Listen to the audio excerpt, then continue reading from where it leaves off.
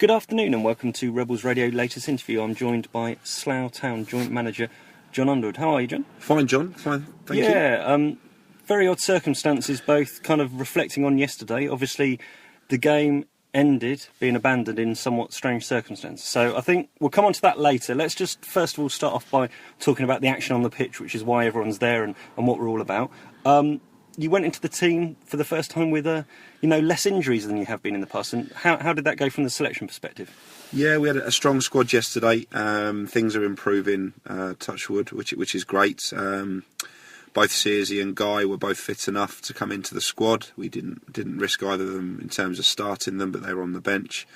The one change we made, we brought in George for Ben Edwards in midfield.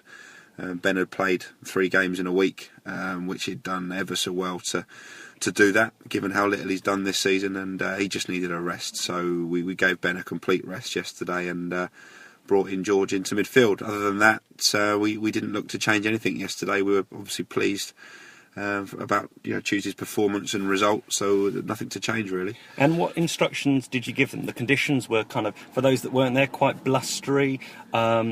The pitch was a little bit bobbly. It wasn't, the greatest surface. What game plan did you have? Yeah, we were very clear in our game plan to go, play very direct yesterday.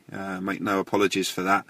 We're all about getting results, and I think there's certain games where you look to go and play.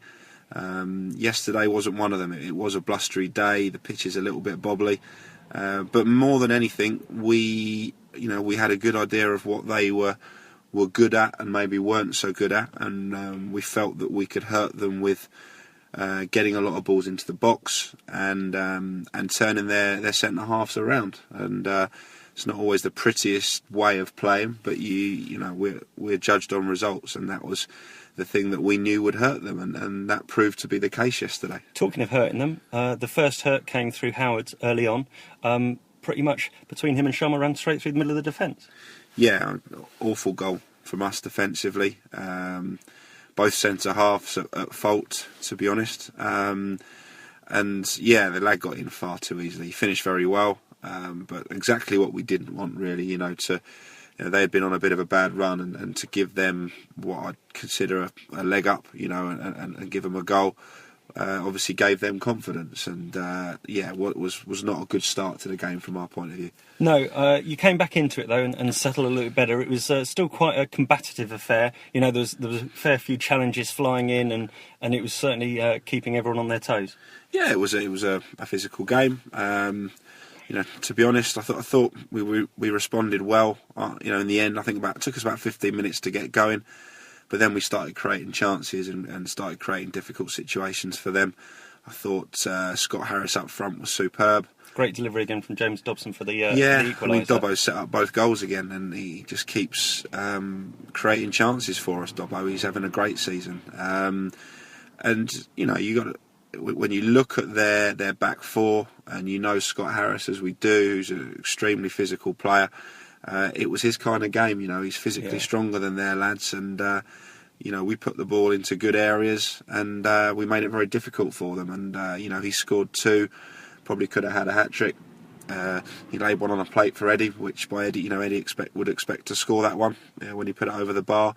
So unlucky with his lob as well. Unlucky with the lob, yeah. We started to cause them real problems, and I think we started to realise that the game plan was the right one, and the more that we played and stuck to that, the more dangerous we looked. And I thought we went in at half time worthy leaders at that point. Yeah, it started to kind of boil into life in that last 5-10 minutes. There was a flurry of bookings, some strong challenges. Certainly the crowd were getting very vocal.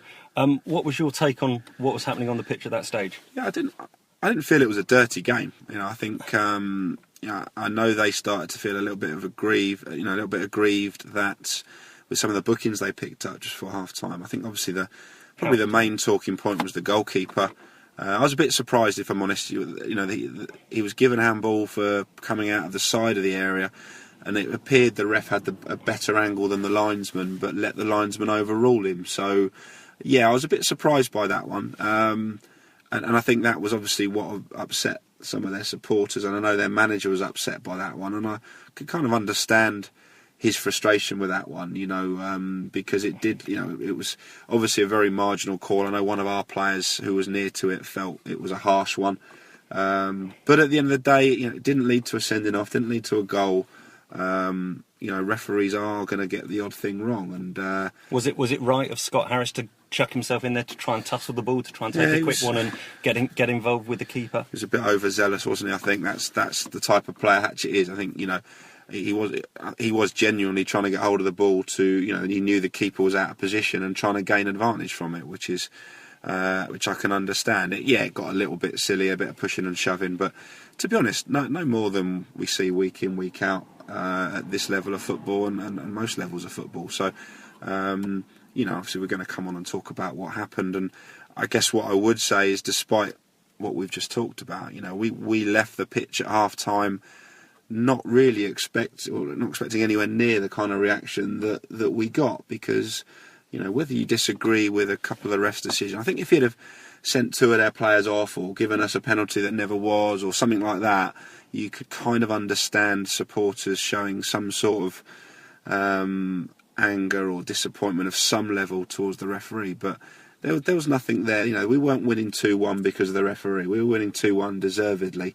And what followed then was really unacceptable. I walked off the pitch well before the referee. I actually followed James Dobson off the pitch, and there were a group of 4 or 5 fans verbally abused Dobbo. Real kind of vile language, straight in his face from a yard or two away. And Dobbo hadn't been involved in anything. He'd not been involved in any sort of contentious incident.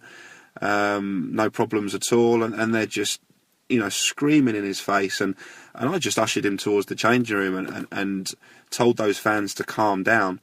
And I guess the bit that really frustrated and annoyed me was that one of the stewards came over and basically abused us in the same way as the fans. Rather than trying to calm down the situation, he actually made it worse. And so did you actually see any of the things? I know there's huge amounts of conflicting advice from social media to proper, media outlets such as papers and things like that. What was your version of I events? didn't see what happened with the ref. I was further on than that. Obviously, the ref always waits for the players to come off the pitch.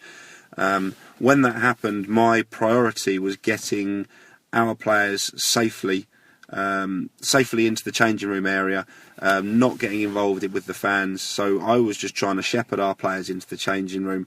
I know Bakes was further back, and I know he saw what happened with the referee. And I think the general consensus is that he, a supporter there with a plastic bottle, used that to hit the referee. I don't believe, I know there was no serious injury to the referee, which is kind of irrelevant. The problem was, what they did to him. He was massively shaken up, which I can understand. You don't expect to get that. And I think maybe from the shock of that, I know he was sick in his change room at half-time. I don't believe that was from the injury. I could be wrong. But I think it was probably more from shock. And as he said, I think he gets paid something like 30 quid to referee that game. Why would he want to come back out and walk past those same supporters? So what actually was happening in the dressing rooms at half-time? Obviously, the physio's off in the referee's room, some of the management team off from both sides in the referee's room. What was actually going on at that stage from your perspective? Well, we got our players into the changing room. You try and get them, we were fully expecting the game to continue at that stage, so we had to get them back focused on the football. We went in there and gave a team talk that was purely around the football. Obviously, it was around not getting involved in anything silly second half, but we were talking obviously about what was going on the pitch and preparing them for the second half. We then got word that the ref needed a bit more time, so we decided to send the players out onto the pitch. We made sure they got out there safely and over the far side, just to keep ticking over so they didn't stiffen up. We were fully expecting the game to continue, albeit with a bit of a delay. And then the referee made that decision. So I've got to be honest, at the time I was massively disappointed because we were 2-1 up. We felt the points were there for the taking. No disrespect to Banbury, but we felt that we would go on and win that game. So we saw it immediately as a lost opportunity to put 3 points on the board. Obviously, depending on what decisions taken, that may or may not be the case. What do you think should happen now? I think we should get the points.